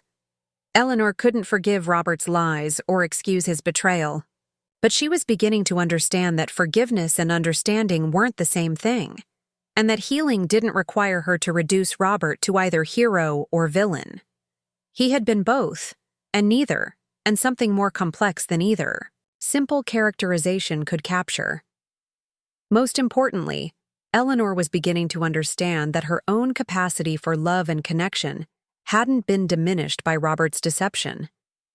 If anything, meeting Margaret and her children had shown her that love could exist in multiple forms simultaneously, that families could be built through choice and care rather than just blood and law. She was still Robert's widow, but she was also much more than that. And for the first time since his death, Eleanor was curious about who she might become when she stopped defining herself primarily through her relationship to him. The road ahead was uncertain, but it no longer felt impossible to navigate. Eleanor sat across from her financial advisor, Frank Morrison, studying the spreadsheet that laid out her financial reality in unforgiving black and white. The irony of his last name wasn't lost on her, another Morrison connected to Robert's web of secrets, though this one was coincidental. "The second mortgage payments are $1,400 a month," Frank said gently. "With your Social Security and Robert's pension, you can manage them, but there won't be much left over for other expenses." Eleanor nodded, having expected this reality. What if I sold the house? In today's market, even with the outstanding loans, you'd clear about $80,000. Enough for a down payment on something smaller, but not enough to avoid needing a mortgage. Eleanor looked around Frank's office, taking in the diplomas and family photos that spoke of a life built on steady, honest work. Such a contrast to the elaborate deceptions Robert had maintained for decades. "There's something else," Eleanor said. "My husband was supporting another family financially. I'd like to continue helping with at least one of their children's college expenses." Frank's eyebrows rose slightly, but his expression remained professionally neutral. "How much are we talking about?" "About $500 a month for the next 2 years. For Sarah Torres's graduate school." Frank made notes on his tablet. "That's manageable if you're careful with other expenses. May I ask why you want to continue this support?" Eleanor had been asking herself the same question since her visit to Margaret's house. Because she's a good kid who thinks of Robert as her father, and cutting off support would punish her for his choices. She didn't ask to be part of this situation. That's very generous considering the circumstances. Generous. Eleanor wasn't sure that was the right word. It felt more like taking responsibility for cleaning up Robert's messes, but in a way that honored the genuine love he'd felt for Margaret's children. After leaving Frank's office, Eleanor drove to Michael and Jessica's house. She found Jessica in the backyard, pushing Lily on a swing set while Michael grilled dinner. The scene was so domestic, so normal, that Eleanor felt a pang of longing for the days when her own life had felt that settled. "Grandma Eleanor!" Lily jumped off the swing mid-arc and ran to embrace Eleanor's legs. "Daddy said you might come." "For dinner." "Did he now?" Eleanor looked at Michael, who was watching her with cautious hope. "I was optimistic," he said, setting down his spatula to hug her. "How are you doing, Mom? Really?" Eleanor considered the question seriously. "I'm deciding to be okay. It's different from actually being okay, but it's a start." Jessica approached more slowly, her expression uncertain. "Eleanor, I've been wanting to talk to you about everything that happened." "Good." Because I've been wanting to talk to you too. After Lily was settled with a tablet and headphones in the living room, the three adults sat around Michael and Jessica's kitchen table. Eleanor looked at Jessica, really looked at her, and saw a woman who had been carrying enormous guilt. "I need to thank you," Eleanor said, watching Jessica's eyes widen in surprise. "For cleaning out Robert's study." Eleanor: "No, let me finish. You saved me from financial ruin, Jessica. If I hadn't discovered those loan documents, I would have lost the house within the year. If I hadn't found evidence of his other family, I would have gone to my grave believing I'd known the man I was married to." Jessica's eyes filled with tears. "But it destroyed everything you believed about your marriage." "It destroyed my illusions," Eleanor corrected. "And yes, that was devastating. But illusions aren't worth going bankrupt over." Michael reached across the table to cover both women's hands with his own. "I'm proud of both of you for how you've handled this impossible situation." "I'm not done making hard choices," Eleanor said. "I'm continuing Sarah Torres's graduate school support." "Mom, can you afford that?" "Barely. But Michael, that girl called Robert Uncle Bob for 20 years. In her mind, I'm the wicked stepmother who's been keeping her father figure away from her family. The least I can do is not punish her financially for her mother's relationship with my husband." Jessica squeezed Eleanor's hand. "That's incredibly generous." "It's survival," Eleanor replied. "I refuse to become bitter over this. Bitterness would be letting Robert's deception poison the rest of my life." Over dinner, Eleanor found herself sharing stories from her visit with Margaret's family. Michael listened with fascination as she described David's military career and Sarah's graduate studies, people who had been shaped by Robert's influence but were complete strangers to Michael. "It's weird thinking I have kind of step-siblings I've never met," Michael said. "Would you like to meet them?" Eleanor asked. "I think David and Sarah would be interested in knowing you." Michael considered this. "Maybe someday. Right now, I'm still processing the fact that Dad had a whole other life." After dinner, Eleanor helped Jessica clean up while Michael put Lily to bed. They worked in comfortable silence for a while before Jessica spoke. "Eleanor, there's something I need to tell you. When I was going through Robert's papers, I found some things I didn't show you." Eleanor's stomach clenched. "What kind of things?" "Letters he'd written but never sent. To you, mostly. They were apologies. For the lies. For the deception. He was planning to tell you everything." Eleanor set down the dish she'd been drying. "Where are they now?" "I burned them," Jessica said quietly. "I thought they would hurt you more than help you, but now I'm wondering if I made the wrong choice." Eleanor considered this revelation. More letters, more evidence of Robert's guilt and internal struggle. What did they say? That he loved you, that he was sorry, that he knew he was destroying your marriage but didn't know how to stop without destroying everything else too. Eleanor nodded slowly. "You made the right choice burning them. I don't need Robert's apologies now, Jessica. I need to make my own choices about how to move forward." 2 days later, Eleanor called Tom Bradley. His voice was weaker than it had been during his visit, the cancer clearly progressing rapidly. "Eleanor, I was wondering if I'd hear from you again." "Tom, have you spoken to the police yet? About Linda Morrison?" "Not yet. I've been trying to work up the courage." "Why?"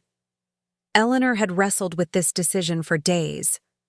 "I think you should do what feels right for your conscience. But Tom, I'm not going to corroborate your story.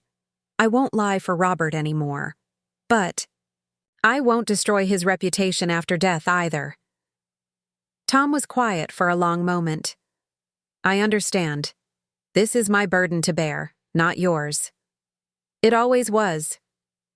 The following week, Eleanor attended her first meeting as a volunteer with Sarah Mitchell's grief counseling group.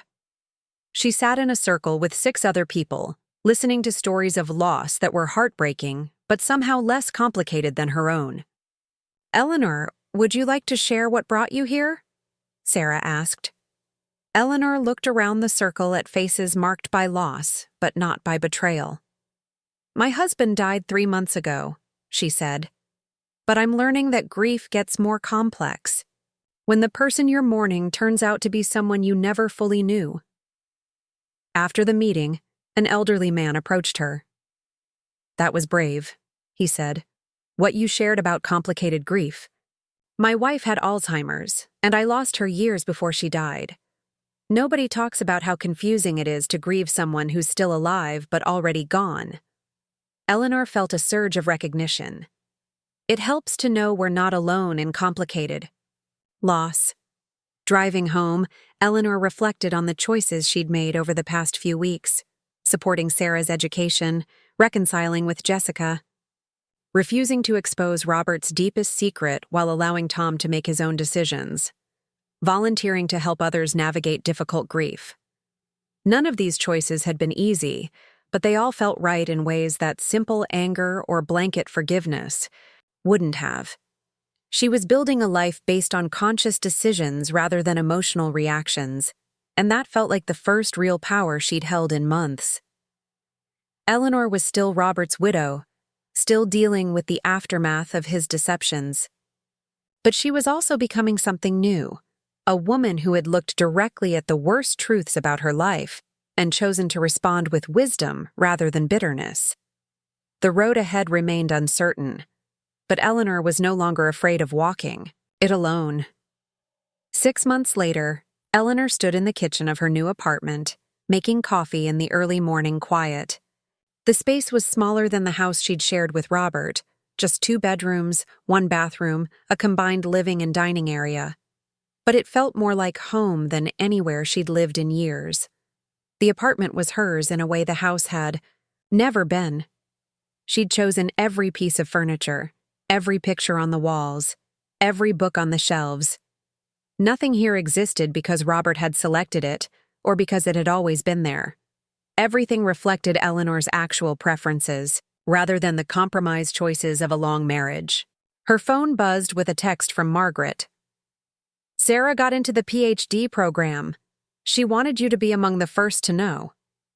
Eleanor smiled, feeling genuine pleasure at the news.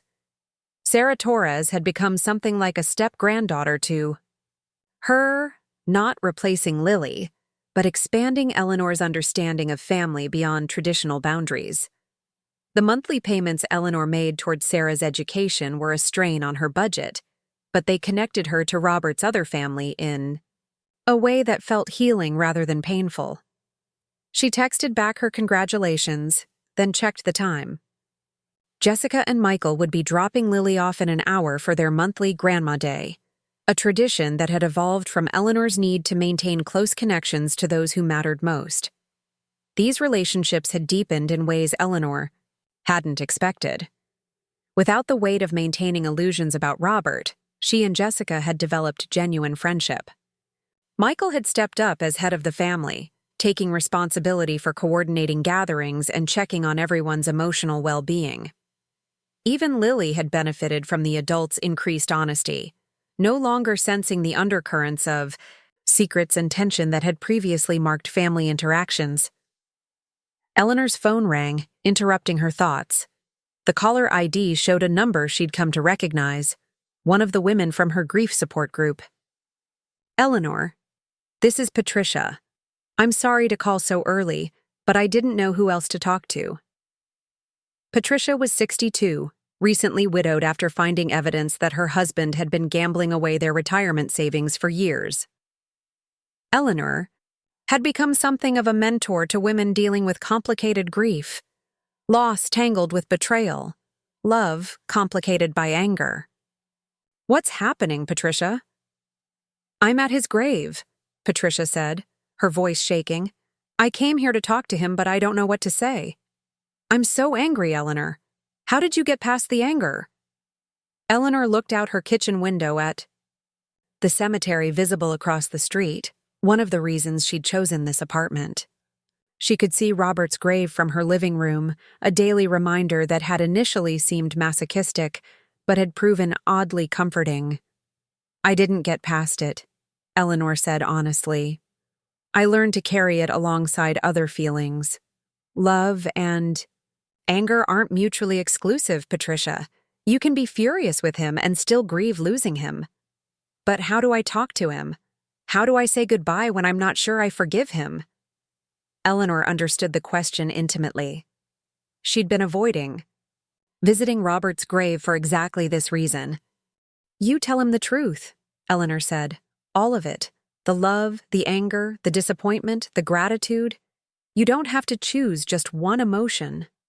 After they hung up, Eleanor found herself staring across the street at the cemetery. She'd been living with a view of Robert's grave for 3 months but hadn't walked over to visit him. The physical proximity had felt like enough, a way of staying connected without having to confront the complexity of what she wanted to say to him. But Patricia's call had crystallized something Eleanor had been avoiding. She couldn't help other people navigate complicated grief if she wasn't willing to face her own. An hour later, after Lily had been dropped off for their day together, Eleanor found herself walking across the street toward Hillcrest Cemetery. Lily skipped beside her, chattering about school and friends, blissfully unaware of the significance of the moment. "Are we visiting Grandpa Robert?" Lily asked as they approached his headstone. "Yes, sweetheart. Is that okay with you?" Lily nodded solemnly. "I talk to him sometimes from my bedroom window. I tell him about soccer practice and how Mom and Dad don't fight as much anymore." Eleanor felt tears prick her eyes. Of course Lily had been talking to Robert. Children understood instinctively that death didn't end relationships, just changed them. Robert's headstone was simple granite with his name, dates, and the inscription Eleanor had chosen, "Beloved husband and father." Looking at it now, she realized the inscription was still true, even with everything she'd learned. Robert had been beloved, even if he'd also been deceptive. "What should we tell him?" Lily asked. Eleanor considered the question seriously. "Why don't you go first, and then I'll have my turn?" Lily approached the headstone with the unself-conscious directness of childhood. "Hi, Grandpa Robert. Grandma Eleanor lives where she can see you now, so you don't have to be lonely. I'm doing good in school, and I still remember how you taught me to make paper airplanes. I miss you, but I'm not sad anymore. Just sometimes sad." Eleanor marveled at her granddaughter's emotional clarity. Sometimes sad. That captured it perfectly. After Lily wandered off to examine other interesting headstones, Eleanor knelt beside Robert's grave. The ground was soft from recent rain, and she could smell the earth and grass, the sense of growth and decay intermingled. "I know about Margaret," she said quietly. "About David and Sarah. About the money. About Linda Morrison. I know about all of it, Robert." A breeze rustled through the oak tree shading his grave, and Eleanor found herself imagining his response. He would be devastated that his secrets had been exposed, worried about how everyone was handling the revelations. "I'm angry with you," she continued. "Furious, actually. 40 years of marriage and I never knew who you really were. You made financial decisions that could have left me homeless. You lied about everything that mattered." The words felt good to say aloud, clean and honest in a way that her internal dialogue had never been. "But I also understand why you did it. You were 17 when you learned you could lie your way out of consequences, and you never unlearned that lesson. You carried Linda Morrison's death for 50 years, Robert. That kind of guilt changes a person." Eleanor sat back on her heels, looking at his name carved in stone. "I met Margaret and her children. They're good people, and they loved you genuinely. You were a better father figure to them than you were to Michael, and that breaks my heart. But I understand it too. You felt like you deserved their love less, so you worked harder for it." A couple walking their dog passed nearby, nodding respectfully when they saw Eleanor at the grave. She waited until they were out of earshot before continuing. "I don't forgive you," she said. "I can't. Not completely. But I don't hate you either. You were a complicated man who made terrible choices while also doing genuine good in the world. You saved lives as a doctor. You helped Margaret through her divorce. You were there for David and Sarah when their biological father wasn't." Eleanor pulled a tissue from her pocket, wiping away tears she hadn't realized were falling. "I'm helping Patricia Johnson now. Do you remember her husband Bill? He was gambling their money away for years before he died. She's going through something similar to what I went through, trying to grieve someone who betrayed her trust. I'm good at helping people navigate complicated grief, Robert. Turns out our marriage prepared me for something useful." The irony made her smile despite her tears. Robert's deception had ultimately taught her empathy for others dealing with similar betrayals. "Michael is doing well.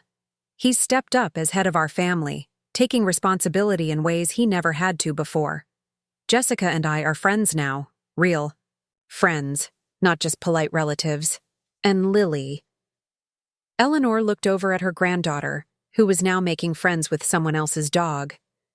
"Lily is resilient and wise and honest in ways that give me hope for the future." Eleanor stood, brushing dirt from her knees. "I'm building a life based on truth instead of comfortable illusions, Robert. It's harder but better. I wish you could have learned to do the same." As she prepared to leave, Eleanor realized there was one more thing she needed to say. "I loved you. Despite everything, because of everything, alongside everything. I loved you. That love was real, even if I didn't know who I was loving. And I think in your complicated way, you loved me too. That's going to have to be enough." Lily skipped back over, having made friends with both a golden retriever and its elderly owner. "Are you done talking to Grandpa Robert?" she asked. "For now," Eleanor said. "But I think I'll come back and talk to him again sometime." "Good," Lily said pragmatically. "He probably gets lonely, and he liked talking to you." Walking back across the street to her apartment, Eleanor felt something she hadn't experienced in months. Peace. Not happiness exactly, and certainly not the return of innocence she'd lost, but a deep, complex peace that came from accepting truth in all its contradictions. Her phone buzzed with a text from David Torres. "Shipping out next month for overseas deployment. Would love to visit you before I go if you're open to it." Eleanor typed back, "Of course, you're always welcome here." Another text, this one. From Sarah Mitchell. "Coffee tomorrow? I have a new group member who might benefit from talking with you." "I'll be there," Eleanor replied. Inside her apartment, Eleanor made lunch for herself and Lily, listening to her granddaughter's chatter about the dog they'd met and her plans for their afternoon together. The normalcy felt precious, not because it was simple, but because it was honest. Later that evening, after Michael and Jessica had picked up Lily, Eleanor sat in her living room with a cup of tea and a book she'd been meaning to read. Through her window, she could see the cemetery where Robert rested, where their conversation would continue in the weeks and months ahead. Her life bore little resemblance to what she'd imagined 6 months ago. She lived alone in a small apartment, carefully, managing a tight budget, spending her days helping other women navigate the aftermath of discovered betrayals. She maintained relationships with her husband's secret family, supported a young woman's education despite her own financial constraints, and found meaning in work that grew directly from her own suffering. It wasn't the life she'd planned, but it was authentically hers in a way that her previous life had never been. Eleanor opened her book and began to read, occasionally glancing out the window at the cemetery that no longer seemed like a place of endings, but rather of ongoing conversation. She had learned to live with complexity, to love imperfect people, to make conscious choices rather than unconscious compromises. Most importantly, she had learned that it was possible to build new foundations, even after discovering that your original ones were compromised. The process was difficult and sometimes lonely, but the resulting structure was stronger because it was based on truth rather than wishful thinking. Outside her window, the sun was setting behind the oak tree that shaded Robert's grave. Eleanor watched the light fade and felt grateful, not for the pain she'd endured, but for the wisdom it had taught her and the authentic life it had made possible. Tomorrow would bring new challenges, new opportunities to choose growth over. Bitterness, connection over isolation. Eleanor was ready for all of it. For the first time in 40 years, she knew exactly who she was. Up next, you've got 2 more standout stories right on your screen. If this one hit the mark, you won't want to pass these up. Just click and check them out. And don't forget to subscribe and turn on the notification bell so you don't miss any upload from us.